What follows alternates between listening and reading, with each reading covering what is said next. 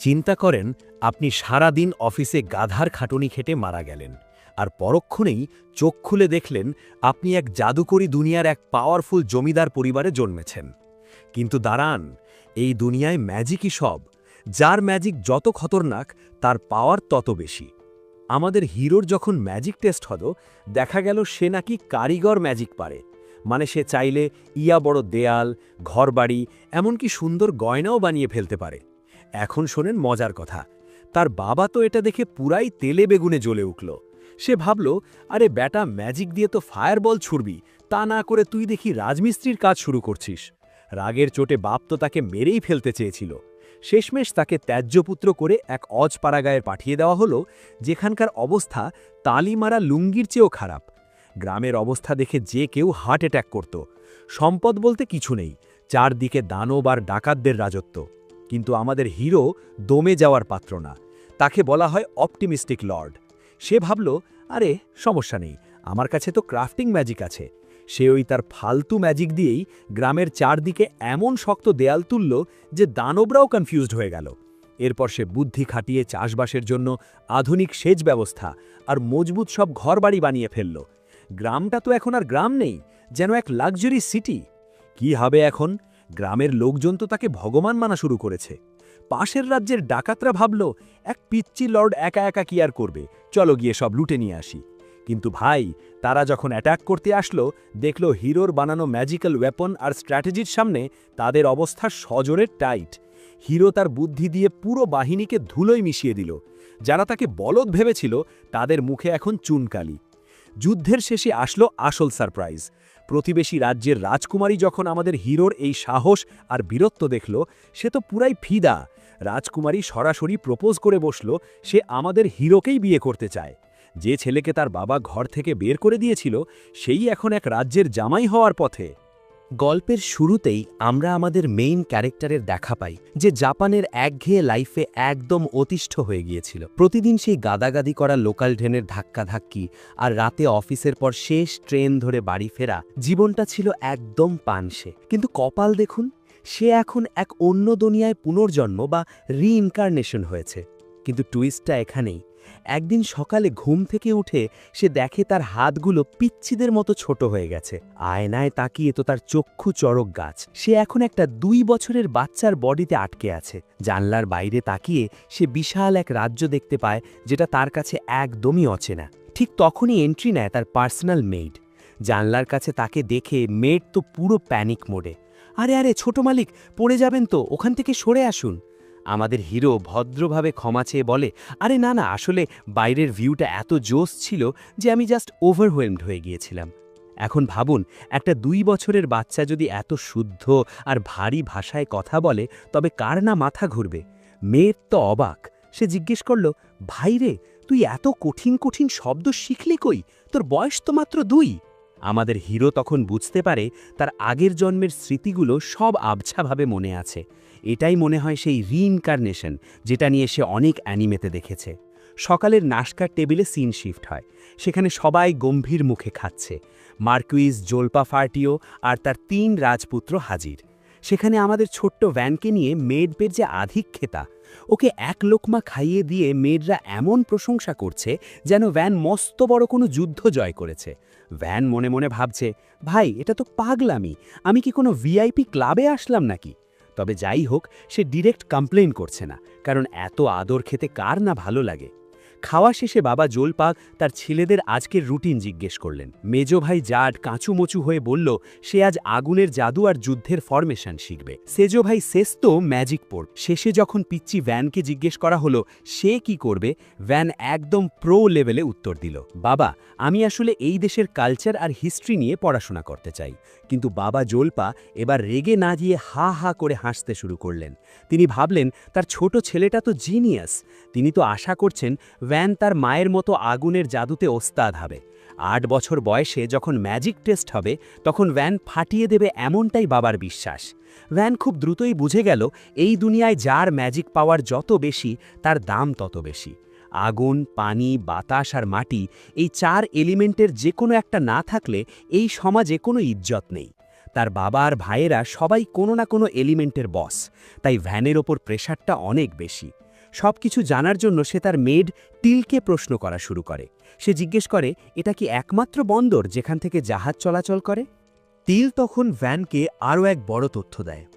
এই দুনিয়ায় শুধু মানুষ না, বরং এলভস, ডোয়ার্ভস, এমন আরও অনেক বিচিত্র সব জাতি বা রেস আছে। কিন্তু অন্য মেয়েডরা টিলকে থামিয়ে দিয়ে বলে, আরে থামো তো, 2 বছরের বাচ্চার মাথায় এত সব ঢুকবে নাকি? টিল তো ভয় পেয়ে কাঁচোমাচো। কিন্তু আমাদের ভ্যান তো আসলে ভেতরে ভেতরে 25-30 বছরের জাপানিজ লোক। সে টিলকে অস্বস্ত করে বলল, আরে না না, তুই বলো, আমি আরও শিখতে চাই। ভ্যান জানতে চাইল ম্যাজিক টুলস সম্পর্কে। টিল খুশি মনে বুঝিয়ে দিল, ম্যাজিক ক্রিস্টাল, দামি পাথর আর বিশেষ কিছু আকরিক আছে যা দিয়ে জাদুকরি সব জিনিস বানানো যায়। যার যেমন ম্যাজিক পাওয়ার, সে তেমন টুলস ব্যবহার করতে পারে। দারুণ টুইস্ট না? কিন্তু গল্পের আসল ভিলেন হিসেবে আবির্ভূত হলেন বাসার হেড বাটলার এসপার্টা। ভ্যানের সামনে এক গাদা বই এনে সে এমন এক চাহনি দিল যে ভ্যান মনে মনে ভাবছে, ভাই এই লোক তো আস্ত একটা জম।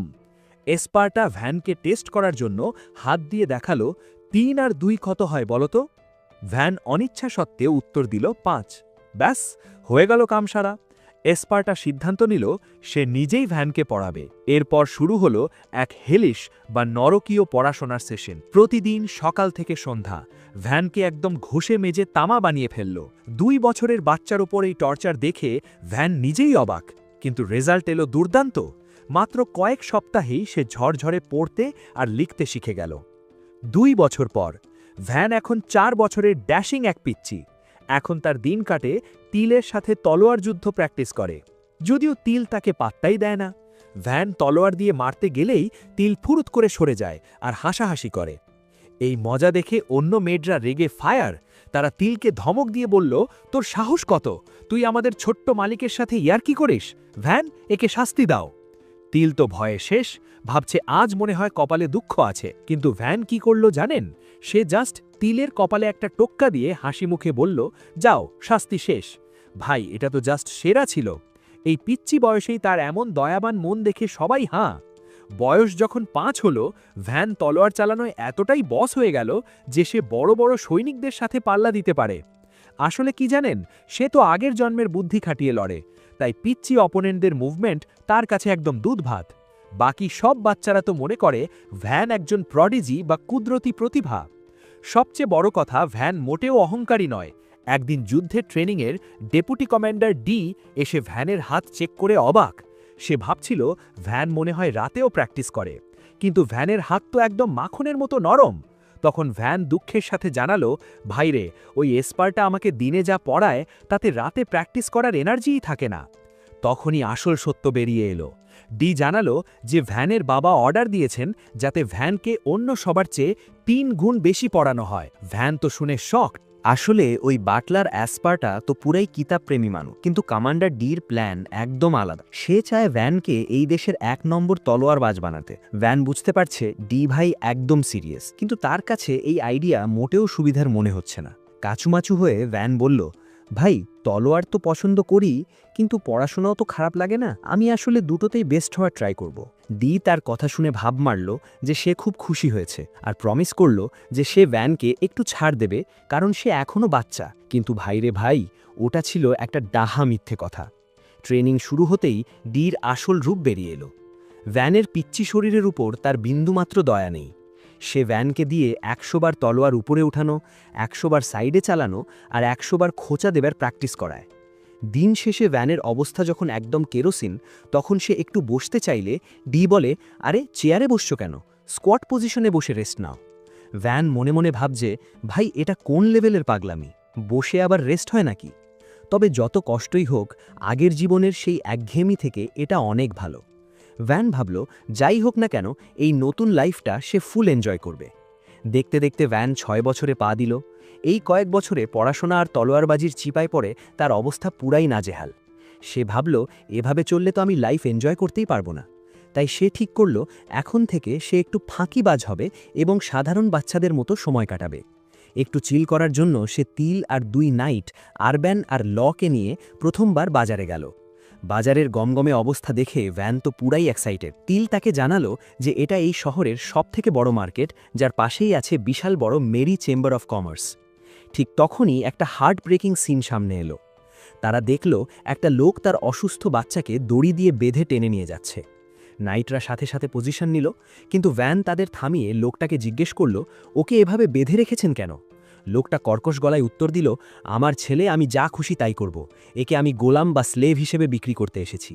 ভ্যান তো শুনে তিল বুঝিয়ে বলল যে গরিব পরিবারগুলো অনেক সময় অভাবের তাড়নায় নিজেদের বাচ্চাদের এভাবে বিক্রি করে দেয়।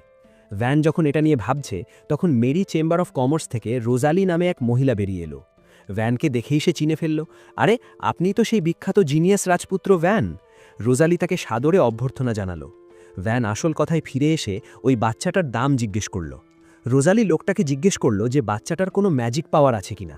লোকটা জানালো বাচ্চাটার চুরি করার ম্যাজিক আছে বা থিভিং ম্যাজিক আছে। রোজালি বলল, এই পাওয়ারের বাচ্চার দাম 3টে বড় রূপার কয়েনের বেশি হবে না। এটা শুনেই লোকটা ক্ষিপ্ত হয়ে উঠল। সে বাচ্চাটাকে মাটিতে আছাড় দিয়ে লাথি মারতে শুরু করল আর বলল, হারামজাদা, তোর দেখি কোনো দামই নেই।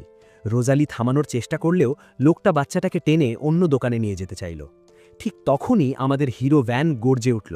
সে লোকটাকে থামিয়ে বলল, আমি একে কিনব, 5টা বড় রূপার কয়েন দেব। তিল সাথে সাথে টাকাটা বের করে দিল। লোকটা টাকা পেয়ে নিজের ছেলের দিকে একবারও না তাকিয়ে যান হাতে নিয়ে দৌড়ে পালালো। ভ্যান দৌড়ে গিয়ে বাচ্চাটার বাঁধন খুলে দিল। নিজের হাত বাড়িয়ে দিয়ে সে বাচ্চাটাকে আশ্বস্ত করল। ছেলেটা জানাল তার নাম কমসেন।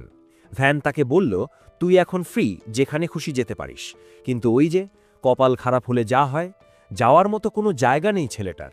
দয়া করে ভ্যান তাকে নিজের সাথে নিতে চাইল, কিন্তু নাইটরা বাগড়া দিয়ে বসল। ছোট মালিক, আপনার বাবা তো কোনো পরিচয়হীন রাস্তার ছেলেকে প্রাসাদে ঢুকতে দেবেন না, যদি না সে আপনার স্লেভ বা কেনা গোলাম হিসাবে থাকে। ভ্যান একটু ইতস্তত করে কমসেনকে জিজ্ঞেস করল সে রাজি কিনা। কমসেন তো এক পায়ে রাজি।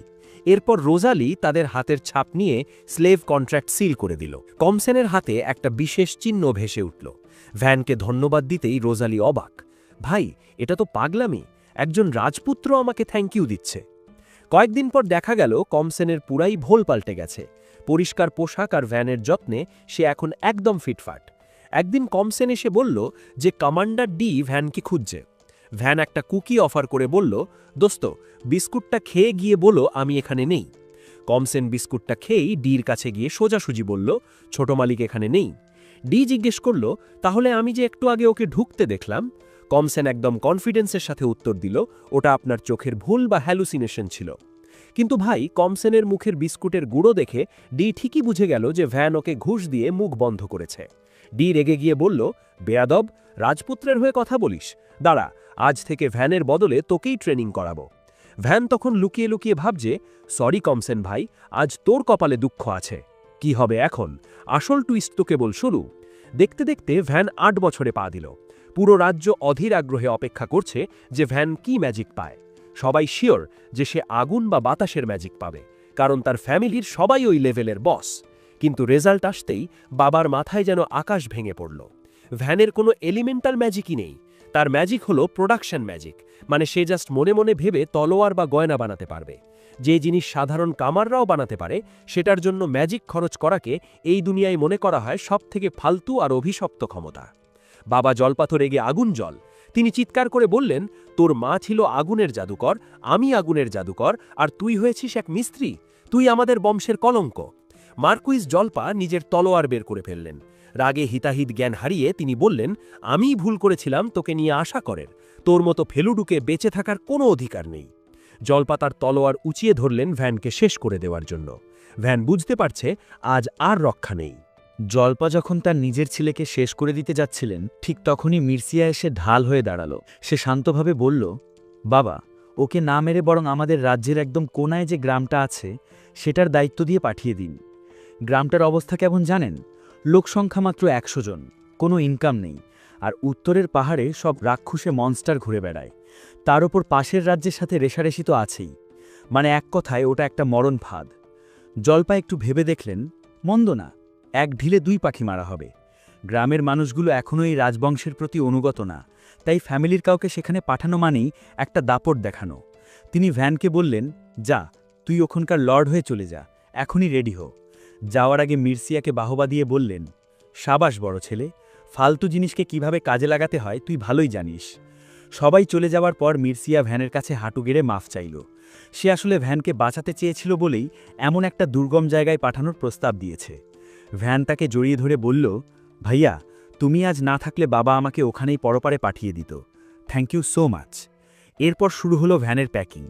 ভ্যান কিন্তু মনে মনে বেশ খুশি। সে ভাবছে, যাক বাবা, একঘেয়ে লাইফ থেকে তো বাঁচলাম। রিমোট ভিলেজে কোনো কাজ নেই, সারাদিন চিল করব আর লাইট ব্যাক লাইফ কাটাবো। কিন্তু কপালে তো অন্য কিছু লেখা আছে। বাবা তাকে কোনো নাইট বা সৈন্য দিতে রাজি হলো না। বড় ভাই মির্সিয়া দয়া করে 10 জন অ্যাডভেঞ্চারার ভাড়া করে দিল। ভ্যান যখন রওনা দেবে তখন সিনটা ছিল দেখার মতো। তিল দৌড়ে এসে বলল, আমি আপনার পার্সোনাল মেইড, আমি আপনাকে ছেড়ে কোথাও যাব না। এরপর ধপাস করে উদয় হলো কমান্ডার ডি। সে বলল, আমিও যাচ্ছি, তোর তলোয়ারের ট্রেনিং তো এখনও শেষ হয়নি। সাথে আরবেন আর লাও রেডি। এমনকি খিটখিটে বাটলার এসপাটাও তার রিটায়ারমেন্ট বাদ দিয়ে চলে এলো ভ্যানকে পড়াতে। ভ্যান ভাবছে, আরে ভাই, আমি চিল করতে যাচ্ছি, আর তোমরা জমদূতের মতো সবাই পিছু নিলে। বাবা চেয়েছিল ভ্যান যেন চোরের মতো চুপি চুপি রাজ্য ছেড়ে চলে যায়, কিন্তু কমান্ডার দিয়ের বুদ্ধি তো অন্য লেভেলের। সে এমনভাবে ঢাকঢোল পিটিয়ে বিদায়ের আয়োজন করল যে পুরো রাজ্যের মানুষ রাস্তায় নেমে এলো। সবাই চিৎকার করে বলছে, ছোট মালিক, সাবধানে থেকো, আবার ফিরে এসো। ভ্যানও হাসি মুখে সবাইকে টাটা দিল। গাড়িতে বসে ভ্যান প্রথমবারের মতো তার প্রোডাকশন ম্যাজিক ট্রাই করল। একটা সাধারণ লাঠিকে সে নিমিষেই ছোট তলোয়ারে বানিয়ে ফেলল। তিল জানালো তারা প্রায় পৌঁছে গেছে। ভ্যান তখন কামসেনকে একটা অফার দিল, তুই চাইলে প্রাসাদে ফিরে যেতে পারিস, আমি তোকে স্লেভ কন্ট্রাক্ট থেকে মুক্তি দিয়ে দেব। কিন্তু কামসেন একদম ইমোশনাল হয়ে ভ্যানের হাত ধরে বলল, মালিক, আমি সারা জীবন আপনার সেবা করে যাব, মরণ আসলেও আমি আপনার পাশ ছাড়ব না। ভ্যান তো পুরাই থকমতো খেয়ে গেল। সে মজা করে জিজ্ঞেস করল, কিরে, তুই কি আমাকে প্রপোজ করলি নাকি? এত ভালোবাসা দিস কেন? কামসেন কোনো দ্বিধা ছাড়াই বলল সে ভ্যানকে মন থেকে শ্রদ্ধা করে আর ভালোবাসে। কামসেনের ওই সিরিয়াস কথা শুনে ভ্যান যখন একটু কনফিউজড, ঠিক তখনই ঝটকা দিয়ে ঘোড়ার গাড়িটা থেমে গেল। নাইটরা চিৎকার করে বলল, ছোট মালিক, সামনে বিপদ, গ্রামটা তো অলরেডি অ্যাটাক হয়েছে। ভ্যান গাড়ি থেকে নেমেই দেখল অবস্থা খুব খারাপ। দস্যু আর একদল ভাড়াটে গুন্ডা মিলে গ্রামটাকে ঘিরে ফেলেছে। গ্রামের কাঠের দেওয়াল তীরের মুখে একদম ঠুনকো। ওদিকে শখানেক দস্যুর বিপরীতে ভ্যানের হাতে আছে মাত্র কয়েকজন নাইট আর 10 জন অ্যাডভেঞ্চারার। কমান্ডার ডি তো পুরাই মারকুটে মোড়ে। সে বলল, মালিক, এখনই হামলা করতে দিন, আমরা একসাথে ঝাঁপিয়ে পড়লে ওদের উড়িয়ে দেব। কিন্তু অ্যাডভেঞ্চারারদের লিডার অর্থ বেঁকে বসল, ভাই, আমরা আসছি আপনাকে পাহারা দিয়ে পৌঁছতে, মরতে আসিনি। 50 জন জাদরেল দস্যুর মুখে আমাদের মারা পড়া নিশ্চিত। ডি রেগে গিয়ে বলল, এটা আমাদের লর্ডের এলাকা, আর এই মানুষগুলো তার নাগরিক। এখন তলোয়ার না চালালে কবে চালাবি? কিন্তু অর্থ সাফ জানিয়ে দিল সে তার দলের কাউকে এভাবে মরতে দিতে পারবে না। ঠিক তখনই সবথেকে বড় সারপ্রাইজটা দিল আমাদের খিটখিটে বাটলার এসপাটা। সে জানালো সে আসলে একজন এলিমেন্টাল মেজ। সে বুদ্ধি দিল সে একাই ঢাল হয়ে সামনে গিয়ে ম্যাজিক দিয়ে দেওয়াল বানিয়ে দস্যুদের মনোযোগ সরাবে, ডিকয়, আর সেই ফাঁকে ডি আর তার সৈন্যরা সাইড থেকে অ্যাটাক করবে। ভ্যান আতকে উঠে বলল, এসপাটা, আপনি একা গেলে তো নির্ঘাত মারা যাবেন। এসপাটা শান্ত গলায় বলল, এই বুড়ো বয়সে এর চেয়ে বীরত্বের মরণ আর কি হতে পারে? কিন্তু ভ্যান তো ভ্যানই, সে সাফ মানা করে দিল। সে জানে তার টিমের সেরা স্ট্র্যাটেজিস্ট এসপাটা আর সেরা যোদ্ধা ডি কাউকেই সে মরতে দিতে পারে না। এরা না থাকলে এই বুনো গ্রাম সে গড়বে কিভাবে? আর তার বাবা তো সুযোগই খুঁজছে তাকে মেরে ফেলার। ভ্যান হুট করে এক চরম ডিসিশন নিল। সে বলল, কেউ মরবে না, ডিকয় বা টোপ হিসেবে আমি নিজেই গাড়িতে করে সামনে যাব। ভাই রে ভাই, এটা তো পুরাই সুইসাইড মিশন। তিল আর কামসেন তো ভ্যানকে আটকানোর জন্য ধৃতিমতো ঝাপটে ধরল। তারা বলল, মালিক, আপনি মরলে আমরা বেঁচে থেকে কি করব? তার চেয়ে আমরাই মরছি। কিন্তু ভ্যান তাদের দুজনকে শান্ত করে বলল, কামসেন, আমি তোকে ফ্রি করেছি যাতে তুই জীবনটা এনজয় করতে পারিস। তোদের মতো প্রিয় মানুষদের মরতে আমি দেখতে পারবো না। ভ্যান তার তলোয়ারটা শক্ত করে ধরল।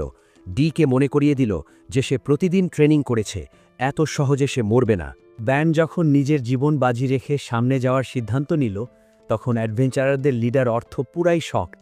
তার মাথায় তখন কয়েকদিন আগের একটা স্মৃতি ভেসে উঠল। অর্থ আগে ভাবত সব রাজপুত্ররাই বুঝি অহংকারী আর ফালতু হয়, কিন্তু ব্যান নিজে গিয়ে যখন অর্থকে ধন্যবাদ দিয়েছিল আর তাকে হিরো বলে সম্মান করেছিল, তখনই অর্থর ধারণও পাল্টে গিয়েছিল। বর্তমানে ফিরে এসে অর্থ চিৎকার করে বলল, মালিক, আপনি একা যাবেন মানে? একটা বাচ্চা যদি নিজের জীবন বাজি ধরতে পারে, তবে আমরা বড়রা কি আঙুল চুষব? আমাদের জীবন এখন থেকে আপনার। অ্যাডভেঞ্চারার প্লুরিয়েলও সাই দিয়ে বলল, ভাইরে, এই প্রথম এমন কোনো রাজপুত্র দেখলাম যে আমাদের মতো সাধারণ মানুষের নাম পর্যন্ত মনে রাখে, এর জন্য জান দিতেও রাজি। কমান্ডার ডিও তখন সিরিয়াস মুডে ছিল। সে বলল, ছোট মালিক, আপনার এই আত্মঘাতী স্ট্র্যাটেজি আমি একদম সাপোর্ট করি না, তবে এখনকার মতো মেনে নিচ্ছি। এই আপদ বিদায় করে নিই, তারপর আপনাকে বোঝাবো লর্ড হওয়ার দায়িত্ব কী। ব্যাস, শুরু হয়ে গেল আসল অপারেশন। বাটলার এসপার্টা তার জাদুকরী ক্ষমতা দিয়ে চোখের পলকে গ্রামের সামনে বিশাল বিশাল মাটির দেয়াল খাড়া করে দিল। অর্থ আর তার দল ডান দিক দিয়ে, আর ডি তার নাইটদের নিয়ে ঝড়ের বেগে দস্যুদের ওপর ঝাঁপিয়ে পড়ল। দস্যু দল তো পুরাই কনফিউজড। তারা ভাবছে, আরে ভাই, এই জঙ্গল এলাকায় এত শক্তিশালী জাদুকর আর তলোয়ার বা জেলো কোত্থেকে? চারপাশ থেকে যখন নাইট আর অ্যাডভেঞ্চারাররা তাদের ঘিরে ফেলল, দস্যুদের সংখ্যা চোখের পলকে কমতে শুরু করল। কিন্তু দস্যু সর্দার ছিল খবিশ কিসিমের। সে দেয়াল টপকে সোজা প্লুরিয়েলের দিকে ধেয়ে এলো। প্লুরিয়েল যখন অপ্রস্তুত, ঠিক তখনই ব্যান্ড ট্রো প্লেয়ারের মতো সিনে এন্ট্রি নিল। সে দস্যু সর্দারের মনোযোগ ঘুরিয়ে দিয়ে পেছন থেকে তার পায়ে চোট করল, আর সেই সুযোগে কামসেন তার তলোয়ার দিয়ে সর্দারকে এক কোপে ফিনিশ করে দিল। ব্যান একদম শান্ত গলায় প্লুরিয়েলকে বলল, সাবধান, দস্যুরা এখন আমাদের ওপর ফোকাস করবে, সামনে নজর দাও।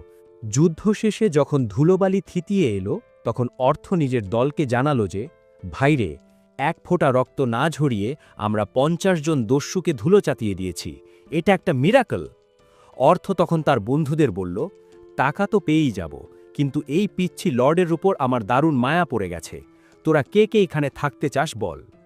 অ্যাডভেঞ্চারারদের একটা অংশ চলে গেলেও প্লুরিয়েল আর আরও 3 জন থেকে যাওয়ার সিদ্ধান্ত নিল। প্লুরিয়েল বলল, এই পিচ্চি আজকে আমার জান বাঁচিয়েছে, ওকে ফেলে যাওয়া সম্ভব না।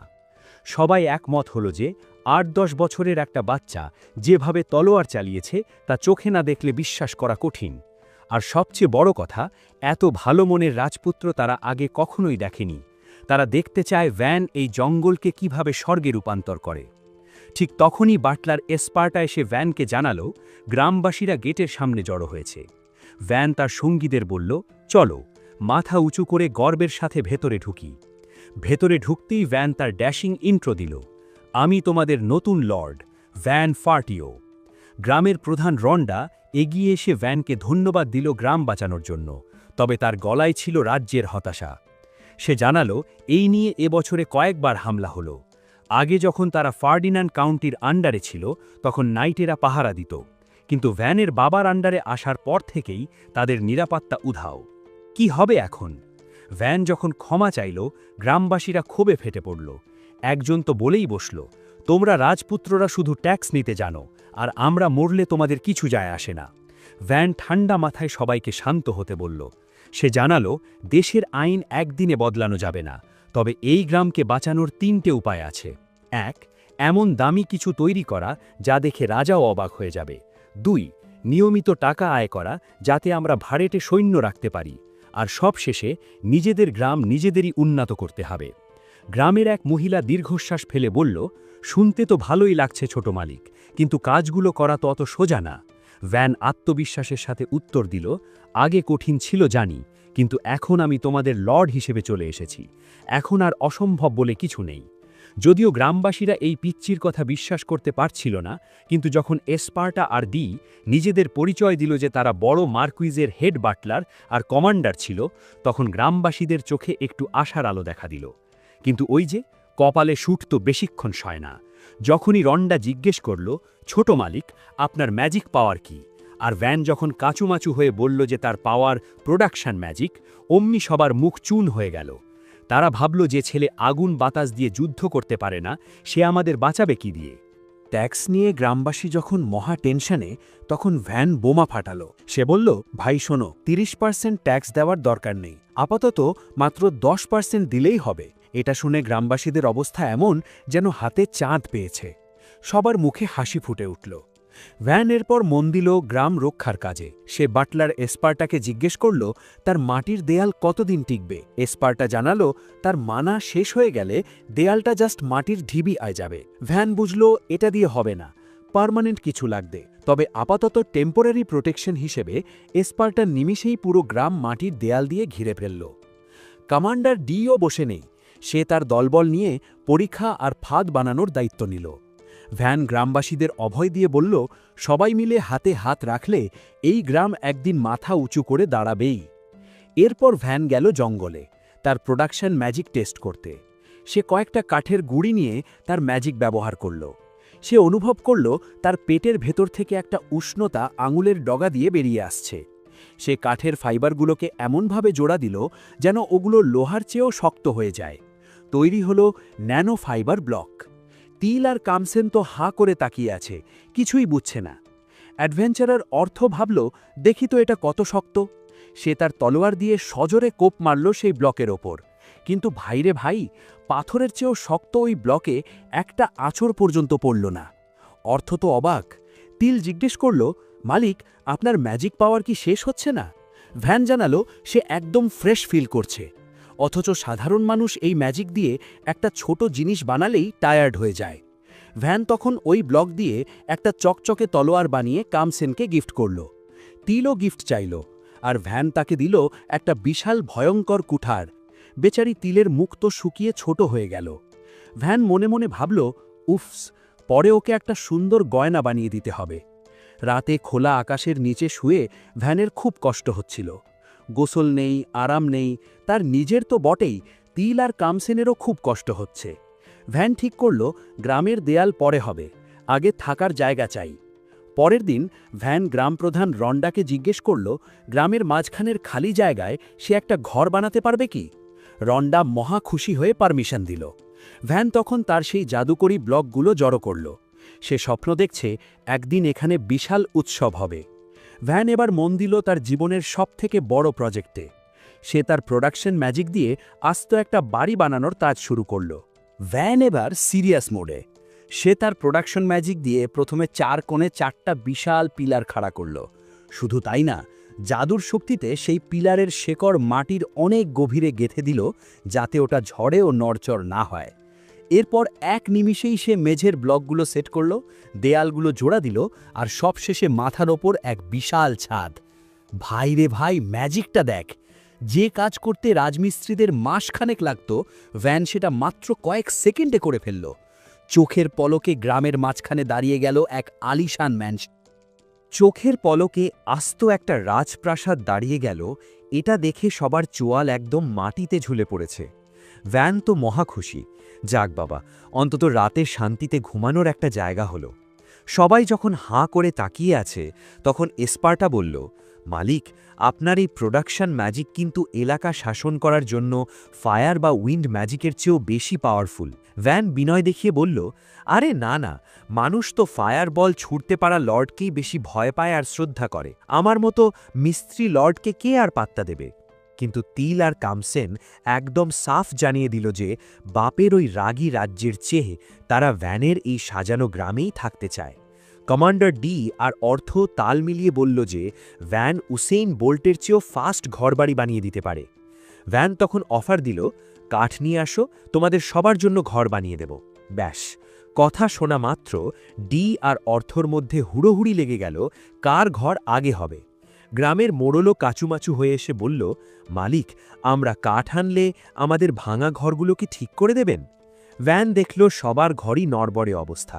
সে ভাবল, খাটনি হবে ঠিকই, কিন্তু প্রজাদের তো আর নিরাশ করা যায় না। সে রাজি হতেই পুরো গ্রাম খুশিতে আত্মহারা। এরপর ভ্যান যা দেখালো সেটা পুরাই নেক্সট লেভেলের ট্যালেন্ট। সে শুধু জাদুই করল না, বরং আধুনিক আর্কিটেকচার বা শহর পরিকল্পনার গ্রিড লেআউট ব্যবহার করে পুরো আবাসিক এলাকা এক নিমিষেই বানিয়ে ফেলল। চওড়া রাস্তা আর সুন্দর সাজানো গোছানো ঘর। সবাই তো অবাক। ভ্যান মনে মনে ভাবল, আপাতত সবাইকে সমান ঘর দিই, যাতে মারামারি না লাগে। পরে সময় হলে আরও জোস করে বানিয়ে দেব। কৃতজ্ঞতায় গ্রামবাসীরা তাদের সামান্য যা ফসল ছিল তাই ভ্যানকে উপহার হিসেবে দিল। ঘরবাড়ি তো হলো, এবার ভ্যান তার নিজের শখ পূরণ করতে চাইল। প্রতিদিন গোসল না করলে তার একদম চলে না। তাই সে নিজের ম্যানশনের পাশে একটা বিশাল পাবলিক বাথ হাউস বা গণস্নানাগার বানিয়ে ফেলল। এটা দেখে তিল আর ওই সবুজ চুলের জাদুকর প্লুরিয়েল তো দারুণ এক্সাইটেড। তারা ভ্যানকে বাকছে একসাথে গোসল করার জন্য। ভ্যান তো পুরাই শকড। সে চিৎকার করে বলল, আরে ভাই, আমি তো মনে মনে আস্ত একটা জোয়ান মরদ, ছি ছি ছি। মেয়েরা আগে গোসলে গেল। সেখানে প্লুরিয়েল তিলকে বলছে, তোর মালিক কিন্তু অন্য নোবেলদের মতো না, বেশ দয়ালু আর জ্ঞানী। আর তিল তো সুযোগ পেয়ে তার মালিকের গুণগানে পঞ্চমুখ। এরপর ছেলেদের পালা। ভ্যান আর কামসেন ভেতরে যেতেই ভ্যান দেখল কামসেনের বডি তো পুরাই বিল্ড আপ হয়ে গেছে ডি এর কাছে ট্রেনিং নিয়ে। ঠিক তখনই কমান্ডার ডি আর তার দলবল হুড়মুড় করে ভেতরে ঢুকে পড়ল, আর ওই মাসল ব্রেন কমান্ডার বাথহাউসের ভেতরেই তলোয়ার চালানো শুরু করে দিল। গোসল শেষে ভ্যান যখন তার নিজের নরম বিছানায় ধপাস করে গা এলিয়ে দিল, তখন তার মনে হলো, আহা, এই তো শান্তি। এতদিনে মনে হয় একটু শান্তিতে ঘুমানো যাবে। পরদিন সকালে ঘুম থেকে উঠেই ভ্যান দেখল নাইটেরা দস্যুদের হাত থেকে বাঁচতে গ্রামের চারপাশ দিয়ে পরিখা বা খাল খুঁড়ে ফেলেছে। ভ্যান ভাবল, খাল তো হলো, এবার ওটাকে পানি দিয়ে না ভরলে তো কোনো লাভ নেই। শুধু সুরক্ষা না, খাওয়ার পানি আর চাষবাসের জন্যেও তো পানির দরকার। তাই ভ্যান ঠিক করল এখন মিশন হলো পানির ব্যবস্থা করা। সে একটা পানির উৎস খুঁজে বের করল আর বাটলার এসপার্টা তার ম্যাজিক দিয়ে খালের রাস্তা বানিয়ে দিল। কমান্ডার ডি আর বাকি ছেলেরা কোদাল নিয়ে কাজে ঝাঁপিয়ে পড়ল। ভ্যান পেছন পেছন তার প্রোডাকশন ম্যাজিক দিয়ে খালের তলা আর দেয়ালগুলো এমনভাবে সিল করে দিল যাতে এক ফোঁটা পানিও নিক না হয়। সে দেখল কমান্ডার ডি এই শক্ত মাটি খুঁড়তে গিয়ে পুরাই হিরো হয়ে গেছে। এসপার্টা হাসি মুখে বলল, 40 অর্ধ এই লোকটার এনার্জি দেখেছ? মনে হচ্ছে যেন কোনো টিনেজ পোলা। ভ্যান ভেবেছিল এই খাল শেষ করতে অন্তত 1 সপ্তাহ লাগবে, কিন্তু ভাইরে ভাই, এদের এনার্জি তো পুরাই পাগলামি। দিন শেষ হওয়ার আগেই তারা অর্ধেক রাস্তা ক্লিয়ার করে ফেলেছে। ভ্যান সবাইকে থামিয়ে দিয়ে বলল, ভাই থামো, সবার তো আর ডি এর মতো বিগ এনার্জি নেই। বাকিরা তো থরথর করে কাঁপছে খাটনির চোটে। ডি বুঝল সবাই তার মতো শক্তপোক্ত না, তাই সে বিরতি দিতে রাজি হল। পরদিন ঘটা করে খালের উদ্বোধন হল। এসপার্টা পাথর সরিয়ে দিতেই কলকল করে পানি আসতে শুরু করল। গ্রামবাসীরা তো অবাক, এত পানি তারা আগে একসাথে কখনো দেখেনি। কিন্তু ভ্যান ভাবল, বৃষ্টির দিনে তো আবার বন্যা হতে পারে।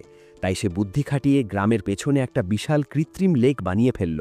এতে বন্যার ভয়ও থাকল না, আবার খরা মরশুমে পানির রিজার্ভারও হয়ে গেল। মোড়ল তো খুশিতে কেঁদেই দিল, কারণ এখন আর মাইলের পর মাইল হেঁটে পানি আনতে হবে না। কয়েকদিন পর ভ্যান তার জাদুকরি প্রোডাকশন ম্যাজিক দিয়ে মাটি আর পাথরের মিক্সচারকে কংক্রিট বানিয়ে গ্রামের দেয়ালটাকে লোহার মতো মজবুত করে ফেলল। কিন্তু ভ্যান এতেও সন্তুষ্ট না। সে দেয়ালের ওপর বড় বড় ব্যালিস্টা বা বিশাল ধনুক সদৃশ অস্ত্র বসিয়ে দিল, যাতে দূর থেকেই শত্রুদের কপালে তিলক এঁকে দেওয়া যায়। এসপার্টা তো অবাক হয়ে বলল, মালিক, এটাকে আর গ্রাম বলা যাচ্ছে না, এটা তো এখন একটা শক্তিশালী দুর্গে পরিণত হয়েছে। কমান্ডার ডি আফসোস করে বলল, মার্কুইস জলপা যদি জানতেন ভ্যান এই করতে পারে, তবে তাকে কখনো বের করে দিতেন না, বরং নিজের উত্তরাধিকারী বানিয়ে ফেলতেন। কিন্তু এসপার্টা দ্বিমত পোষণ করল। সে জানে জলপা শুধু মারপিট আর ধ্বংসাত্মক জাদুকে প্রাধান্য দেয়। ভ্যানের এই সৃজনশীল জাদুকে সে কখনোই পাত্তা দিত না।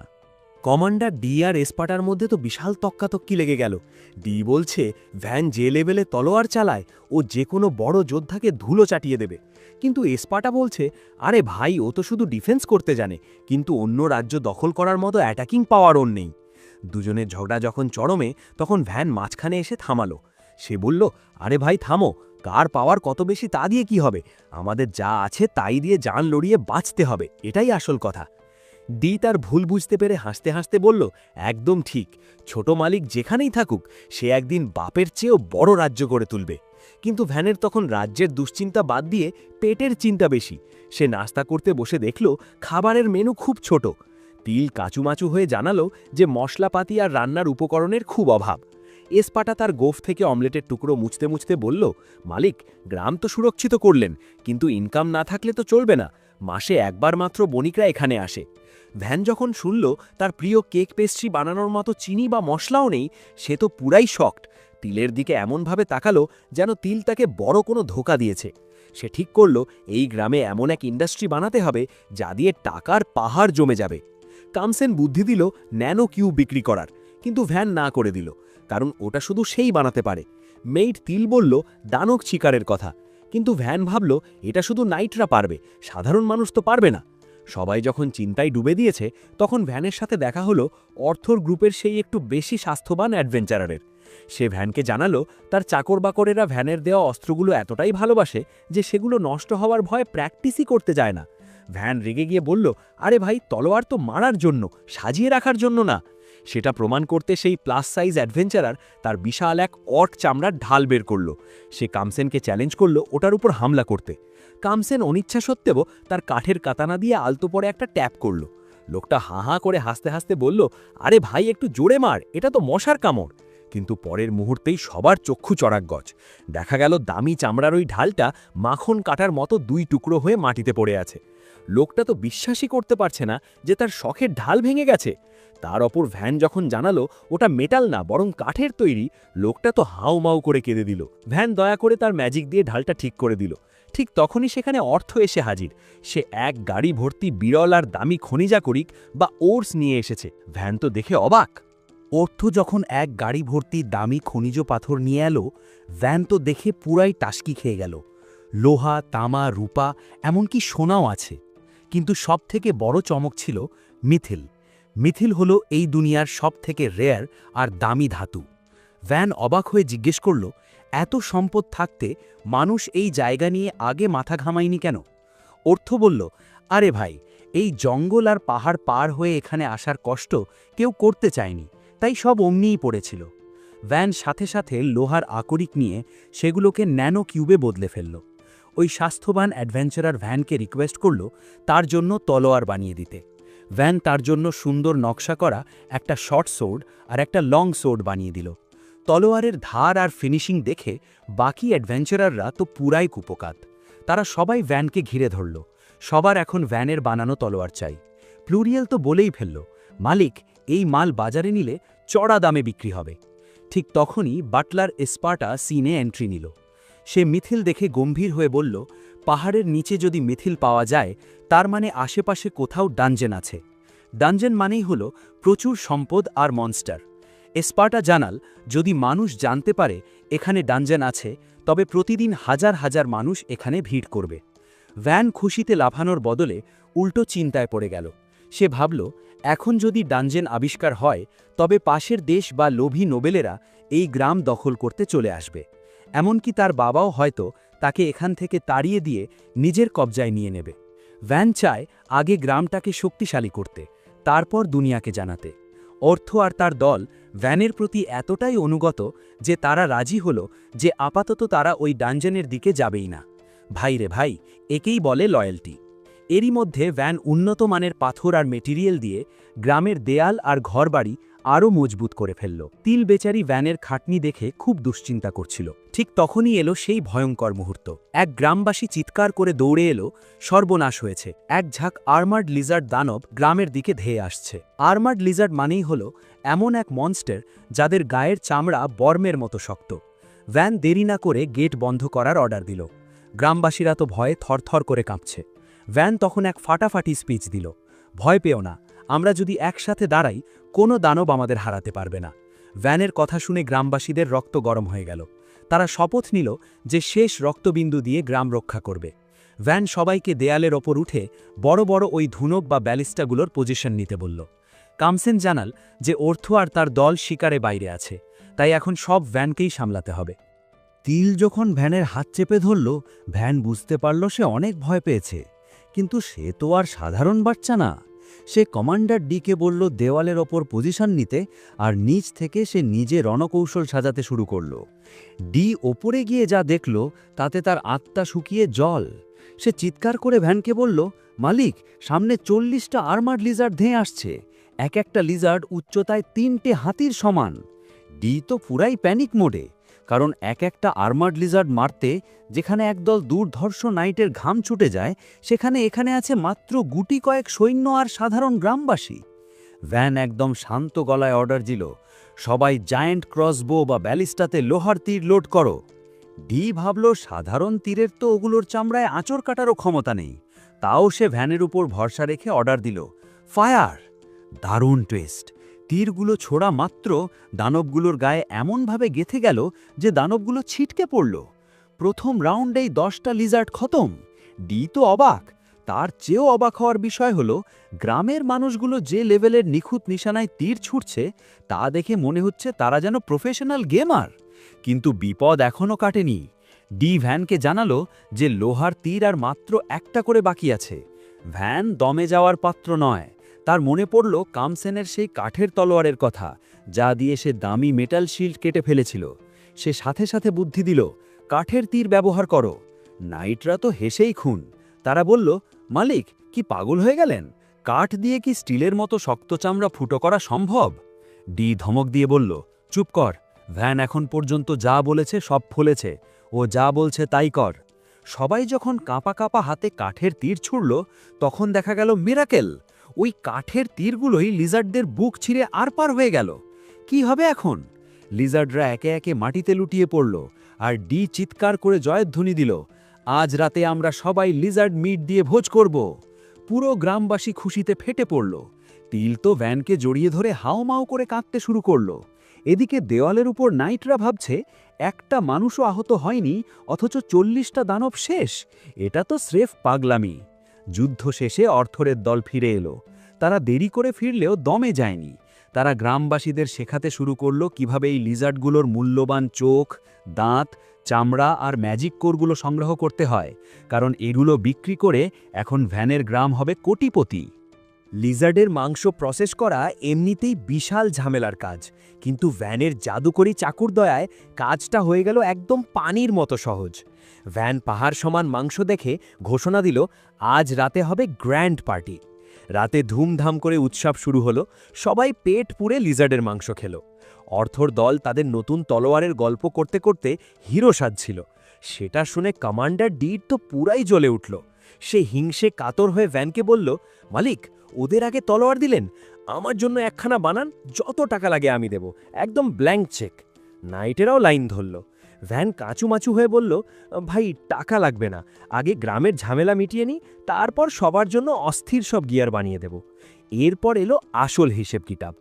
অর্থ জানালো, একটা আর্মার্ড লিজার্ড এমনিতে 20 গোল্ড কয়েনে বিক্রি হয়, তাই যেহেতু মাংস নষ্ট হওয়ার ভয় আছে, তাই অন্তত 8 গোল্ড পাওয়া যাবে।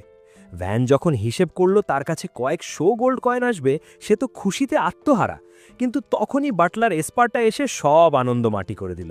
সে জানালো, মালিক, ইনকাম 100 গোল্ড পার হলেই অর্ধেকটা আপনার বাবাকে ট্যাক্স হিসেবে দিয়ে দিতে হবে। ভ্যান তো শুনে পুরাই টাসকি খেল। তার মনে হলো কে যেন তার লাইফ সেভিংস নিয়ে ক্রিপ্টো স্ক্যাম করে পালিয়েছে। সে ফিস করে জিজ্ঞেস করল, ভাই, ট্যাক্স ফাঁকি দেওয়ার কোনো সিস্টেম নাই? এসপাটা জানালো, এত মাল বিক্রি করে পালানোর কোনো উপায় নেই। ভ্যান আরও ভয় পেল যে তার বাবা যদি জানতে পারে এই গ্রাম এখন সোনার খনি, তবে তাকে লাথি দিয়ে অন্য কোনো অজপাড়া গায়ে পাঠিয়ে দেবে। ঠিক তখনই এসপাটা এক দারুণ আইডিয়া দিল। সে বলল, আমরা আমাদের বড় ভাই মির্সিয়াকে সব রিপোর্ট করি। ভ্যান বুঝল, দানব মারার সব ক্রেডিট যদি মির্সিয়াকে দিয়ে দেওয়া হয়, তবে বাবা ভাববে মির্সিয়াই সব করেছে, আর ভ্যান এখনও সেই অকেজো লর্ডই আছে। এভাবে তারা আরও কিছুদিন শান্তিতে এই গ্রামে থাকতে পারবে। পরদিন 2 বণিক গ্রামের সামনে এসে তো পুরাই বেকুব। এ তো বিশাল কেল্লার মতো দেয়াল দেখে তারা নিজেদের মধ্যে ঝগড়া শুরু করল যে গুগল ম্যাপে ভুল রাস্তা দেখালো কিনা। ঠিক তখনই ভ্যান দেয়ালের ওপর থেকে পপ আপ করে বলল, স্বাগতম আমার গ্রামে। বণিক ভাইদয় বেল আর র্যাঙ্গো তো ভ্যানকে চিনে একদম মার্কভিসের জিনিয়াস ছেলে এই জঙ্গলে কি করে? তারা যখন গোডাউনের লিজার্ডের বডিগুলো দেখল, তাদের চোয়াল একদম মাটি পর্যন্ত ঝুলে গেল। তারা বিশ্বাসই করতে পারছিল না যে একটা ছোট গ্রাম 40টা আর্মার্ড লিজার্ড মেরেছে। ভ্যান তাদের সব কিনে নেওয়ার অফার দিল। বণিকরা রাজি ঠিকই হলো, কিন্তু সব নিয়ে যেতে তাদের অন্তত 1 মাস সময় লাগবে। ভ্যান তাদের কিছু মাংস ফ্রিতে দিয়ে দিল, কারণ তার কাছে ফ্রিজ বানানোর টেকনোলজি এখনও নেই। এরপর সে যখন তার বানানো তলোয়ারগুলো দেখালো, বণিকরা তো পুরাই কুপোকাত। কোনো দরাদরি না করেই তারা ভ্যানের দাম মেনে নিল। ভ্যান যখন ওই বণিক ভাইদের তলোয়ার প্রমোট করতে বলল, তারা একটু ইতস্তত করছিল। ভ্যান ধরে ফেলল যে এই নুবগুলো আসলে তলোয়ারের ব্যবসা একচেটিয়া করার ধান্দায় আছে। ভ্যান তাদের বুঝিয়ে বলল, ভাই শোনো, তোমরা লুকানোর চেষ্টা করলেও কাজ হবে না, কারণ মানুষ তোমাদের রুটি পথ ধরে ঠিকই এই গ্রামে চলে আসবে। বণিকরা তো ভয় পেয়ে গেল। তখন ভ্যান তাদের এক বাম্পার অফার দিল, আরে ভাই, গ্রামেই তোমাদের একটা দোকান খুলে ফেলো না। বণিকরা তো খুশিতে বাগ। ভ্যান তাদের স্বপ্নকেও হার বানিয়ে চোখের পলকে একটা আলিশান দোকান বানিয়ে দিল। এরই মধ্যে ভ্যানের কাছে এমন 2 অতিথি এলো যাদের সে কল্পনাও করেনি। একজন হলো তার সমবয়সী এক কিউট নোবেল মেয়ে, আর অন্যজন হলো এক দুর্ধর্ষ নাইট মামি বডিগার্ড। ওই নাইট মহিলা শুরু থেকেই ভ্যানকে বিচার করা শুরু করল, সে কি আসলেই জিনিয়াস নাকি স্রেফ ভণ্ড। এদিকে এসপার্টা ভ্যানকে হোমওয়ার্ক দিয়েছে 10,000 মানুষের জন্য একটা শহর প্ল্যান করতে, কারণ এই গ্রাম যেভাবে এগোচ্ছে এটা খুব শিগগিরই সিটি হয়ে যাবে। এসপার্টা ভাবল ভ্যান হয়তো সাধারণ চারকোনা কেল্লা বানাবে, কিন্তু আমাদের ভ্যান তো এক্সট্রা। সে বুদ্ধি দিল স্টার শেপড ফর্ট্রেস বা তারা আকৃতির কেল্লা বানানোর। এতে শত্রুরা যখন অ্যাটাক করবে তারা চারপাশ থেকে ডিফেন্স পয়েন্টগুলোর চিপায় পড়ে নাজেহাল হবে। এসপার্টা তো আইডিয়া শুনে পুরাই ফিদা। ঠিক তখনই রেডহেড নাইট রুমে ঢুকে জানাল যে পাশের ফার্ডিনেন্ড কাউন্টি থেকে দূত এসেছে। ভেতরে এলো সেই মেয়েটি আর ওই নাইট মহিলা নিজের পরিচয় দিল মীরা, যে নাইট থেকে এখন ভাইকাউন্টেস হয়েছে, আর মেয়েটা হলো কাউন্ট ফার্ডিন্যান্ডের ছোট মেয়ে আর্ট। মীরা এসেই ভ্যানকে চ্যালেঞ্জ করল, বলল বলো দেখি আমরা কেন এসেছি। ভ্যান ঠান্ডা মাথায় বলল, আপনারা আমাকে পরখ করতে এসেছেন, আমি যদি হুমকি হই তবে আমাকে দমানোর চেষ্টা করবেন। মীরা হেসে দিয়ে বলল, একদম ঠিক। কাউন্ট ফার্ডিন্যান্ড মনে করেন আপনার বাবা আপনাকে এখানে পাঠিয়েছে তার এলাকা দখল করার মিলিটারি বেস বানাতে, কারণ এই অল্প সময়ে এই গ্রাম যেভাবে পাল্টেছে তাতে অন্তত 5,000 সৈন্য কাজ করেছে। ভ্যান তো হাসতে হাসতে শেষ। সে বলল, ম্যাডাম, আমার বাবা আমাকে ত্যায্যপুত্র করে শুধু একটা ব্যাগ আর কামসেনকে দিয়ে বের করে দিয়েছিল, কেউ বিদায় পর্যন্ত জানাতে আসেনি। মীরা তখন এসপার্টা আর ডিকে দেখিয়ে বলল, তাহলে এই বাটলার আর নাইট কমান্ডার কোত্থেকে এলো? ডি বুক ফুলিয়ে বলল, আমি আমার নিজের ইচ্ছায় আসছি ছোট মালিককে ট্রেনিং দিতে। এসপার্টা বলল, আমি রিটায়ারমেন্ট এনজয় করতে আসছি। আর তিল বলল, আমি মালিকের সাথে থাকব কারণ সে দয়ালু। মীরা কিছুতেই বিশ্বাস করতে পারছে না যে এত বড় বড় মানুষ আর এত উন্নয়ন কোনো জাদুকরী সাহায্য ছাড়া সম্ভব। তখন ভ্যান ঠিক করল, অনেক হলো, এবার অতিথিদের একটা লাইভ ডেমো বা ট্রেলার দেখানো দরকার। ভ্যান ভাবল কথার চেয়ে কাজ দেখানোই ভালো। সে সবাইকে গ্রামের বাইরে নিয়ে গেল। প্রথমে এসপার্টা তার ম্যাজিক দিয়ে এক বিশাল মাটির দেয়াল করল। মীরা সেটা দেখে বলল, ভালোই তো, কিন্তু জাদুর জোর কমলেই তো এটা ধুলোয় মিশে যাবে। ঠিক তখনই ভ্যান তার প্রোডাকশন ম্যাজিক দিয়ে ওই কাদামাটির দেয়ালকে মুহূর্তের মধ্যে কংক্রিটের মতো শক্ত পাথরে বদলে দিল। মীরা আর আর্ট তো পুরাই ব্যাম্বুজল্ড। ভ্যান যখন জানালো তার ম্যাজিক হলো প্রোডাকশন ম্যাজিক আর এই ফালতু পাওয়ারের কারণেই তাকে বাড়ি থেকে বের করে দেওয়া হয়েছে, তখন আর্টের চেহারায় কষ্টের ছাপ দেখা গেল। মনে হলো সেও নিজের লাইফে এমন কিছুর শিকার। মীরা তখন তার আসল মতলব ফাঁস করল। সে কাউন্ট ফার্দিনান্দের পক্ষ থেকে আর্টের সাথে ভ্যানের বিয়ের প্রস্তাব নিয়ে এসেছে। মানে কাউন্ট সাহেব ভয় পেয়েছেন যে ভ্যান তার এলাকা দখল করে নেবে, তাই মেয়েকে দিয়ে ভ্যানকে শান্ত রাখতে চান। ভ্যান তো অবাক। সে বলল, আরে ভাই, আমি তো এখানে শান্তিতে থাকতে আসছি, মারপিট করার ইচ্ছা নাই, বিয়ের কি দরকার? কিন্তু মীরা নাছোড়বান্ধা। সে বলল, প্রথমে ভেবেছিলাম এই অজপাড়া গায়ে আমার আর্টকে দেব না, কিন্তু তোমার ট্যালেন্ট, বুদ্ধি আর এই জাদুকরি কেল্লা দেখে আমি ফিদা। এমনকি আইন থাকলে আমি নিজেই তোমাকে বিয়ে করে ফেলতাম। ভ্যান তো মনে মনে খুশি। বাপরে, মাম্মি ওয়াইফু পাওয়া চান্স ছিল নাকি? কিন্তু আপাতত আর্টকেই অপশন হিসাবে রাখা হলো। ভ্যান যখন জানালো তার কাছে গেস্ট রুম নেই, মীরা বলল তারা আজ রাতেই থাকবে। ভ্যান তখন ভাবল, রুম নাই তো কি হয়েছে, আমি তো লিভিং ফ্যাক্টরি। সে সাথে সাথে তাদের থাকার জন্য একটা আস্ত হোটেল বা পান্থশালা বানিয়ে ফেলল। রাতে ডিনারের সময় ভ্যান আর্টের সাথে একটু খাতির করার চেষ্টা করল। আর্ট জানালো সে ফুল আর পুতুল খুব পছন্দ করে। ভ্যান তার পুতুল দেখার আগ্রহ দেখাতেই আর্ট মহা খুশি। সে তার গাড়িতে রাখা পুতুলগুলো দেখাতে রাজি হলো। মীরা যখন দুই পিচ্চিকে একা রেখে রুমে গেল, আর্ট ভ্যানকে নাইস গাই বলে লজ্জা পেয়ে দৌড়ে পালালো। ভ্যান পরে এসপার্টার কাছে জানতে পারল আর্টকেও আসলে তার ফ্যামিলি অবহেলা করে, কারণ সেও হয়তো এলিমেন্টাল মেজ না। ভ্যান ভাবল, আহারে, আমার মতোই দশা বেচারির। বিয়ে না হলেও ও চাইলে এই গ্রামেই থাকতে পারে। পরদিন সকালে তিল আর কামসেন হুড়মুড় করে ভ্যানকে ঘুম থেকে জাগালো। ভ্যান তো বিরক্ত। তিল বলল, মালিক, স্বপ্নের চেয়ে বাস্তবে বড় কাণ্ড ঘটে গেছে, জলদি লেক ভ্যানে চলেন। ভ্যান তো অবাক। তার বানানো লেকের নাম গ্রামবাসীরা তার নামে রেখে দিয়েছে। সে মনে মনে ভাবল, আরে ভাই, এত সম্মান দিলে তো টিকতে পারবো না। ভ্যান লেকের পাড়ে পৌঁছে যা দেখল তাতে তার চক্ষু চড়ক গাছ। পুরো গ্রাম সেখানে ভিড় করে আছে, আর মাঝখানে এক সুন্দরী মারমেড বা মৎস্যকন্যা। এসপার্তা জ্ঞান দিল যে এসব মারমেডরা সাধারণত গভীর জঙ্গলের দূষণমুক্ত নদীতে থাকে, মানুষের সামনে সচরাচর আসেই না।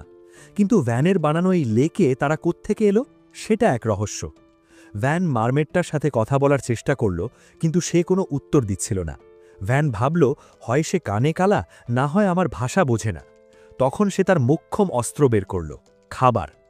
তিল আর কামসেনকে বলল ঝলসানো মাংস নিয়ে আসতে, কারণ ভাই, ল্যাঙ্গুয়েজ যাই হোক, খাবারের ভাষা সবাই বোঝে। মাংসের গন্ধে মারমেডটা কাছে এলো আর জিজ্ঞেস করল সে কি এটা খেতে পারে। ভ্যান হ্যাঁ বলতেই সে কামড় দিল, আর সাথে সাথে বুঝে ফেলল এটা সেই দুর্ধর্ষ আর্মার্ড লিজার্ডের মাংস। মারমেডটা অবাক হয়ে জিজ্ঞেস করল, কে হারিয়েছে ওই রাক্ষসে দানবদের? ভ্যান একটু বিনয় দেখানোর আগেই পুরো গ্রামবাসী চিৎকার করে বলল, আমাদের ছোট মালিক ভ্যান একাই ওদের ধুলো চাটিয়ে দিয়েছে। এটা শুনে মারমেডটা ডুব দিয়ে ভ্যানিশ হয়ে গেল। এসপার্তা বলল, মালিক, এরা খুব লাজুক হয় আর মনে হয় আসবে না। কিন্তু ভাই রে ভাই, পরদিন সকালে ভ্যানের দরজায় হাজির পুরো মারমেড ক্ল্যান। ভ্যান তো অবাক। মারমেডদের রাজা স্বয়ং এগিয়ে এসে ভ্যানকে ধন্যবাদ দিল তার মেয়েকে আপ্যায়ন করার জন্য। রাজা আবার কনফার্ম করল যে ভ্যানই কি লিজার্ডদের হারিয়েছে। ভ্যান যেই না হ্যাঁ বলল, অমনি রাজা ঘোষণা দিল, তুমি একজন হিরো, আমার মেয়ে লট্টার সাথে তোমার বিয়ে ঠিক করলাম। ভ্যান তো আকাশ থেকে পড়ল। সে বলল, আরে ভাই, ও তো বাচ্চা। রাজা তখন আশ্বাস দিল, আরে চিন্তা করো না, বড় হলে ও সব থেকে হট আর মাম্মি লেভেলের সুন্দরী হবে। কিন্তু ভ্যান এখনকার কথা ভেবে পিছিয়ে এলো। সে রাজাকে জিজ্ঞেস করল সে কেন হুট করে বিয়ের প্রস্তাব দিচ্ছে। রাজা তখন আসল দুঃখের কথা বলল, ওই আর্মার্ড লিজার্ডরা মারমেডদের এলাকায় ঢুকে অনেককে মেরে ফেলছে, তাই তারা একজন হিরো খুঁজছিল যে তাদের প্রোটেকশন দেবে। ভ্যান বুঝল বিষয়টা। সে উদার মনে বলল, বিয়ের কোনো দরকার নেই রাজামশাই, আমি এমনিতেই আপনাদের প্রোটেকশন দেব। লটটা বড় হয়ে যাকে খুশি তাকেই বিয়ে করবে। রাজা খুশি হয়ে ভ্যানের লেকে থাকার অনুমতি চাইল। ভ্যান সাথে সাথে তার প্রোডাকশন ম্যাজিক দিয়ে লেকের মাঝখানে ভাসমান চমৎকার সব ভর বানিয়ে দিল। মারমেডরা মুহূর্তেই সেখানে নিজেদের নতুন বাড়ি খুঁজে পেল। পয়ঃনিষ্কাশন বা সিওয়েজ সিস্টেম নিয়ে ভ্যান যখন চিন্তিত, তখন মারমেড রাজা নিজে থেকেই সাহায্যের হাত বাড়িয়ে দিলেন। তারা পানির জাদুতে ওস্তাদ, তাই ভ্যানের কাজ পানির মতোই সহজ হয়ে গেল। কিন্তু ঠিক তখনই সিনে এন্ট্রি নিল আর্ট আর ওই দুর্ধর্ষ নাইট মামি মীরা। মারমেড রাজাকে দেখে তারা যতটা না অবাক হল, তার চেয়ে বেশি শক খেল যখন রাজা ভ্যানকে জামাই বলে সম্বোধন করল। মীরা তো রেগে আগুন। সে ভাবল লাইন তো ছিল আর্টের, এর মধ্যে মাছকন্যা এলো কোত্থেকে। ওদিকে পিচ্চি লটটা বুক ফুলিয়ে ঘোষণা দিল ভ্যান নাকি তার স্বামী। আর্ট তো অভিমানে মুখ কালো করে ফেলল। ভ্যান পরদিন আর্টকে একটু নৌকা ভ্রমণে নিয়ে গেল ভুল বোঝাবুঝি দূর করতে। আর্ট তার ট্যালেন্টের প্রশংসা করছিল, কিন্তু সেখানেও শান্তি নেই। লট্টা আর এক ঝাঁক মারমেড বাচ্চা এসে হাজির। তারা ভ্যানকে ডাকছে মিট লর্ড বলে। বাচ্চারা দুষ্টুমি করে নৌকা এমন জোরে ঝাঁকুনি দিল যে আর্ট ধপাস করে ভ্যানের গায়ের ওপর পড়ল। কি হবে এখন? লট্টা তো হিংসে জ্বলে পুড়ে ছাড়খার। ভ্যান যতই বোঝানোর চেষ্টা করুক যে সে বিয়েতে রাজি হয়নি, কেউ তার কথা শুনছেই না। উল্টো মারমেড বাচ্চারা তাদের রাজকুমারীকে কষ্ট দেওয়ার অপরাধে ভ্যানকে পচাতে শুরু করল। এরপর আসলেন স্বয়ং মারমেড রাজা। তিনি গম্ভীর মুখে বললেন, শুনেছি আমার জামাই পরকিয়া করছে। ভ্যান তো ভয়ে কাঁপছে, কিন্তু রাজামশাই লজিক শোনার পাত্রই না। তিনি এক অদ্ভুত চ্যালেঞ্জ ছুড়ে দিলেন, মারমেড বনাম মানুষ, 3টে খেলা হবে। যদি মারমেডরা জেতে, তবে ভ্যানকে লটটাকে বিয়ে করতেই হবে। ভ্যান না বলতে যাচ্ছিল, কিন্তু তার মহাজ্ঞানী সাঙ্গপাঙ্গরা কমান্ডার ডি আর এসপার্টা তার হয়ে চ্যালেঞ্জ গ্রহণ করে নিল। তারা ভাবল ভ্যানকে হারানো তো অসম্ভব। ভ্যান তো মাথায় হাত। সে ভাবছে হারলে তো এই বয়সেই জামাই হয়ে যেতে হবে। ফেয়ার প্লে করার জন্য ভ্যান প্রথম গেম হিসেবে বেছে নিল ওয়াটার পোলো। যদিও পানিতে মারমেডদের হারানো মানে বাঘের ঘরে গিয়ে লড়াই করা, তাও ভ্যান ভাবল একটু স্পোর্টিং হওয়া যাক। ওয়াটার পোলো খেলার জন্য ভ্যান পানির মাঝখানে একটা পুল বানিয়ে ফেলল। রুলস শুনে সবাই তো হা। তিল তো গদগদ হয়ে বলল, মালিক, আপনি এত কিছু জানেন কি করে? আমাদের বুড়ো বাটলারও তো এগুলো জানে না। এদিকে নাইট মামি মীরা যখন ভ্যানের বানানো সুইমস্যুট পরে নামল, তখন ভ্যান তাকে জিজ্ঞাসা করল সে খেলবে কিনা। মীরা গর্জে উঠে বলল, অবশ্যই খেলব। তোমাকে ওই মাছকন্যার হাত থেকে বাঁচিয়ে আর্টের সাথে বিয়ে দেওয়ার দায়িত্ব আমার। খেলা শুরু হতেই মারমেড রাজা আর লট্টা মিলে মানুষের দলকে ধুয়ে দিল। ভাই রে ভাই, পানিতে মারমেডদের সাথে পাল্লা দেওয়া কি চারটিখানি কথা। হাফ টাইম পর্যন্ত মানুষের দল অনেক পিছিয়ে। তিল যখন প্রায় হাল ছেড়ে দিচ্ছিল, মীরা তখন একটা চাঙ্গা স্পিচ দিল। এরপর তিল আর মীরা জান লড়িয়ে খেলে পয়েন্ট সমান সমান করে ফেলল। কিন্তু একদম শেষ মুহূর্তে মারমেড রাজার এক দুর্ধর্ষ স্পাইকে মীরা আর তিল হেরে গেল। কি হবে এখন? প্রথম গেমে তো ভ্যান হেরে ভূত। এরপর মারমেড রাজা দ্বিতীয় গেম হিসেবে সুইমিং রিলে রেসের প্রস্তাব দিল। ভ্যান ভাবল, এবার তো শিওর হারব, পানির নিচে ওদের সাথে রেস। কিন্তু আমাদের মাসেলম্যান কমান্ডার ডি আর কামসেন বুক ফুলিয়ে নামল। লট্টা আর কামসেনের রেসে লট্টা হেসে হেসে কামসেনকে হারিয়ে অনেক এগিয়ে গেল। কিন্তু যখনই ডি এর পালা এলো, সিন পাল্টে গেল। ডি এমন স্টাইলে বাটারফ্লাই স্ট্রোক দেওয়া শুরু করল যে সে আস্ত একখানা মোটর বোটের স্পিডকেও হার মানালো। মুহূর্তের মধ্যে সে মারমেডকে ওভারটেক করে ফিনিশিং লাইন পার করল। বিজয় হলো মানুষের। মারমেড রাজা তো অবাক, মানুষ আবার এত জোরে সাঁতরাতে পারে নাকি? এদিকে ডি খুশিতে পানি থেকে উঠে আসছে, কিন্তু বেচারা জানেই না যে তার গতির চোটে তার সুইমস্যুট ছিঁড়ে একাকার। পুরোই রোস্ট মোমেন্ট। এখন স্কোর 1-1। ফাইনাল ডিসিশন হবে তৃতীয় গেমে। ভ্যান এবার তার বুদ্ধি খাটালো। সে তার প্রোডাকশন ম্যাজিক দিয়ে একটা বরফ কুচানোর মেশিন, আইস শেভিং মেশিন বানিয়ে ফেলল।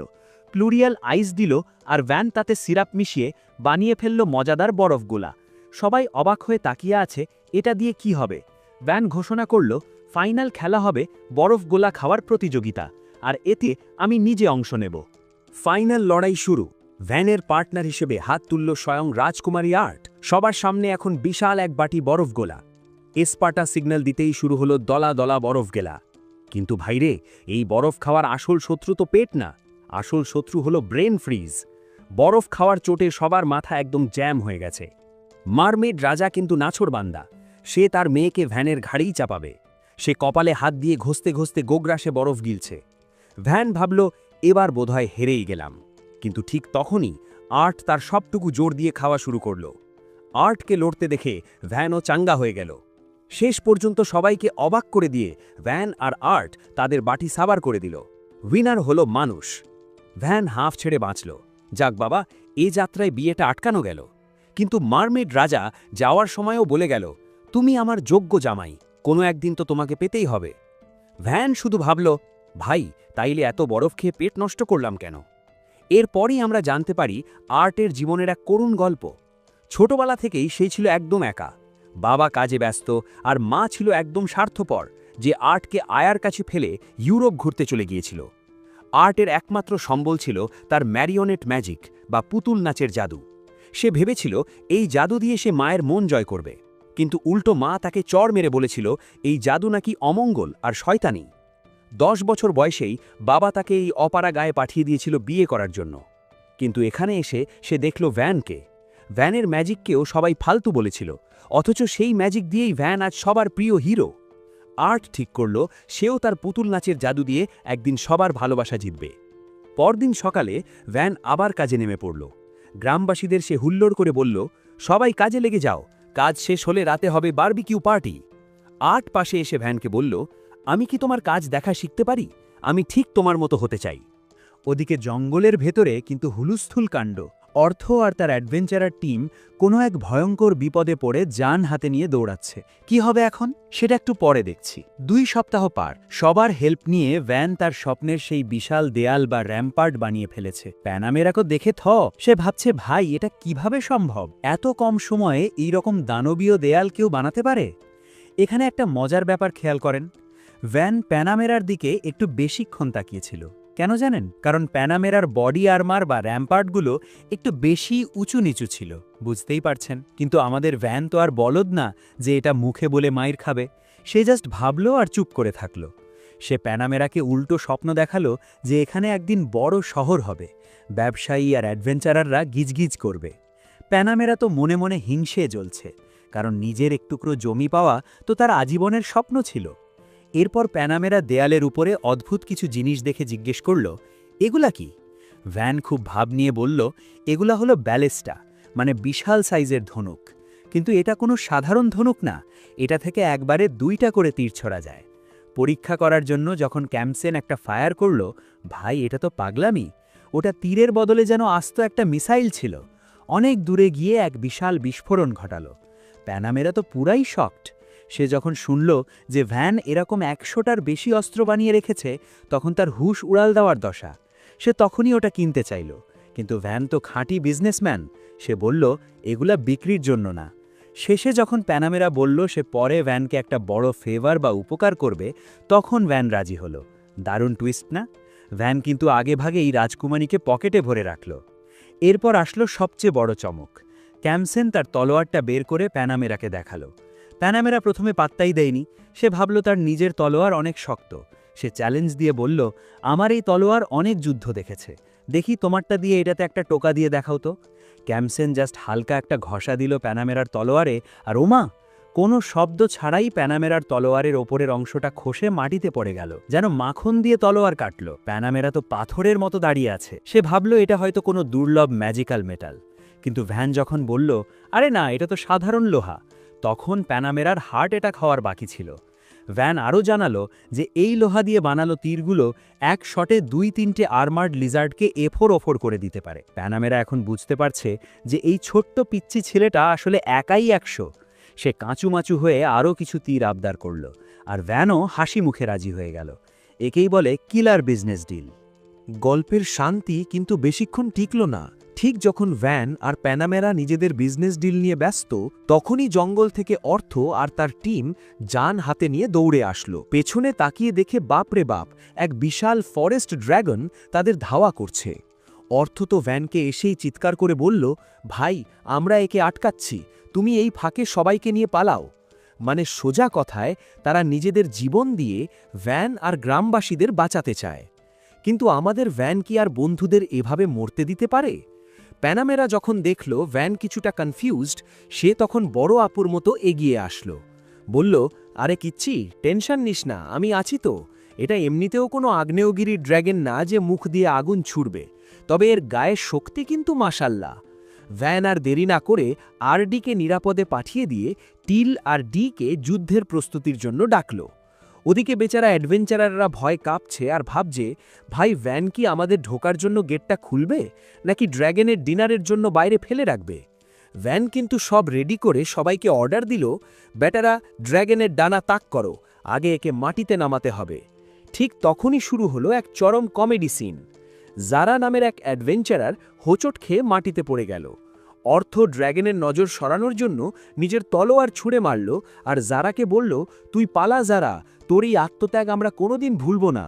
যারা জান হাতে নিয়ে দৌড়াতে দৌড়াতে চেঁচিয়ে বলল, আরে শালার পুত, আমি তো এখনো মারাই যাইনি, তুই এখনই শোকসভা শুরু করলি কেন?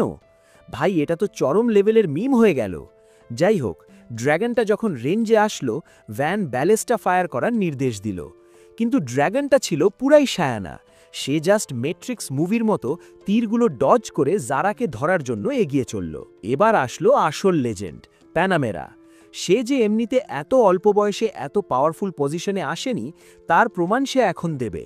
দেয়ালের ওপর দাঁড়িয়ে সে নিজের এলিমেন্টাল ম্যাজিক দিয়ে এমন এক দানবীয় আগুনের বল তৈরি করল, যেটা দেখতে ঠিক আগুনের বর্ষার মতো। প্যানামেরা ওটা ড্র্যাগন লক্ষ্য করে ছুঁড়ে মারল, আর বুম, এক বিশাল বিস্ফোরণ। সবাই ভাবল ড্র্যাগন মনে হয় ফ্রাই হয়ে গেছে, কিন্তু ঠিক তখনই ক্যামসেন সবাইকে সাবধান করে দিল, কারণ এই ড্র্যাগন এত সহজে হার মানার পাত্র না। ড্র্যাগনটা জাস্ট দাঁড়িয়ে পড়ল আর আবার আকাশে ওড়াল দিল, যেন কিছুই হয়নি। ভ্যান তখন বুঝতে পারল যে কয়েকটা লিজার্ড মেরে সে একটু বেশি ভাব নিয়ে ফেলছিল। আসলে আসল বস্তু এই ড্র্যাগনটা। ভ্যান আর দেরি না করে হুকুম দিল, সবগুলা ব্যালেস্তা একসাথে ফায়ার করো। এবার ড্র্যাগনটা আর বাঁচতে পারল না, তার ডানা ছিদ্র হয়ে সে ধপাস করে মাটিতে আছড়ে পড়ল। ওদিকে জারা আর অর্থরা গেটের কাছে পৌঁছে গেছে। জারা এখনও রাগে গজগজ করছে আর অর্থকে বলছে, ব্যাটু, তুই যে আমার শোকসভা শুরু করেছিলি, এটা আমি ভুলব না। ভ্যান ভাবল এদের নিয়ে গ্রামে পালানোই ভালো, কিন্তু এখন পালানো মানেই তো ড্র্যাগনের ডিনার হওয়া। ঠিক তখনই প্যানামেরা আপু আবার লাইমলাইটে আসলেন। সে আবার তার আগুনের বর্ষা ছুঁড়ল, আর এবার তো একদম মাথা নষ্ট করা এক বিস্ফোরণ হলো। প্যানামেরা ড্র্যাগনটাকে আটকে দিয়ে ভ্যানকে বলল, তুই সবাইকে নিয়ে গ্রামে যা, আমি একে দেখছি। ড্র্যাগনটা যখন দেয়ালের ওপর ল্যান্ড করল, তার ডানা পুড়ে ছাই, কিন্তু তাও ব্যাটা মরছে না। ড্র্যাগন তো না, যেন আস্ত একটা টার্মিনেটার। সবাই যখন পালানোর ধান্দায় আমাদের বুড়ো হাড়ের ভেলকি দেখাতে আসলেন এসপার্তা মামা। ভ্যান তাকে দৌড়াতে বলছে, কিন্তু এসপার্তার কোনো বিকার নেই। সে একদম রিল্যাক্স মুডে মাটির ম্যাজিক দিয়ে একটা দেয়াল তুলল আর ড্র্যাগনের মাথার উপর পাথর ফেলে ওকে জ্যান্ত কবর দিয়ে দিল। ভাই, এটা তো পুরাই ওস্তাদি কাজ।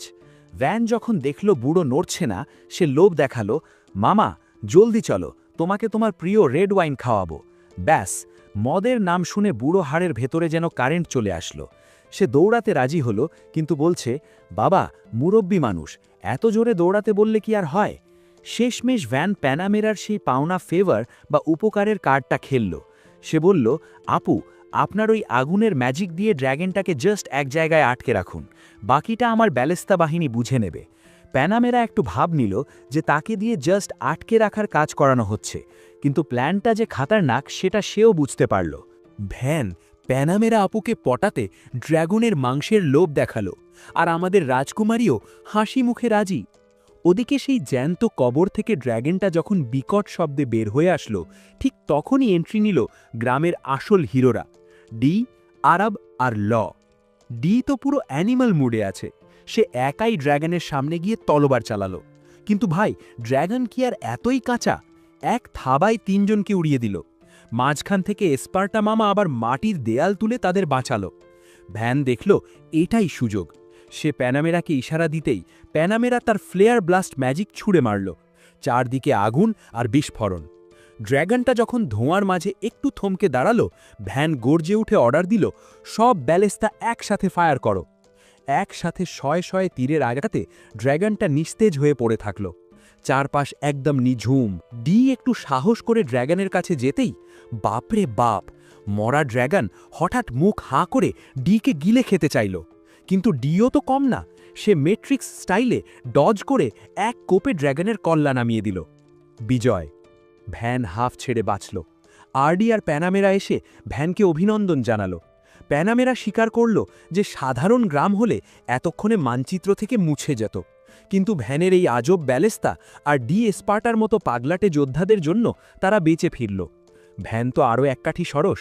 সে বলছে, এতে হবে না, আমাকে এমন ব্যালেস্তা বানাতে হবে যা থেকে একসাথে 10টা তীর বের হবে। প্যানামেরা তো শুনেই থ, ভাই তুই কি পুরো পৃথিবী ধ্বংস করার প্ল্যান করছিস নাকি? যাই হোক, দিন শেষে শুরু হলো বিশাল সেলিব্রেশন। ভ্যান পুরো গ্রামের সামনে দাঁড়িয়ে ঘোষণা করল যে তারা বনের রাজা ফরেস্ট ড্র্যাগনকে খতম করেছে। প্যানামেরা যখন মঞ্চে উঠে বলল যে এই গ্রামে কোনো ক্ষয়ক্ষতি ছাড়াই ড্র্যাগন মারা গেছে, এটা শুনে গ্রামবাসী তো খুশিতে আত্মহারা। আর সবার সামনে ড্র্যাগন স্লেয়ার বা ড্র্যাগন শিকারী হিসেবে ঘোষণা করা হলো আমাদের ডির নাম। ভ্যান পুরো গ্রামের সামনে দাঁড়িয়ে বিজয় উৎসব শুরু করল। প্যানামেরা একে একে হিরোদের নাম ঘোষণা করছে। প্রথমে আসলো আমাদের ডিজে, যে এক কোপে ড্র্যাগনের কল্লা নামিয়ে দিয়ে এখন ড্র্যাগন স্লেয়ার। এরপর সেই অদ্ভুত জাদুকর অ্যাসপার্টা মামা, যার মাটির ম্যাজিক না থাকলে ড্র্যাগনটাকে জ্যান্ত কবর দেওয়া অসম্ভব ছিল। কিন্তু আসল চমক ছিল শেষে। প্যানামেরা যখন 8 বছরের পিচ্চি ভ্যানের নাম নিল, পুরো গ্রাম তখন চিৎকারে ফেটে পড়ল। প্যানামেরা সবার সামনে স্বীকার করল যে এই পিচ্চি ছেলের বুদ্ধি আর সাহস না থাকলে আজ এই গ্রাম শ্মশান হয়ে যেত।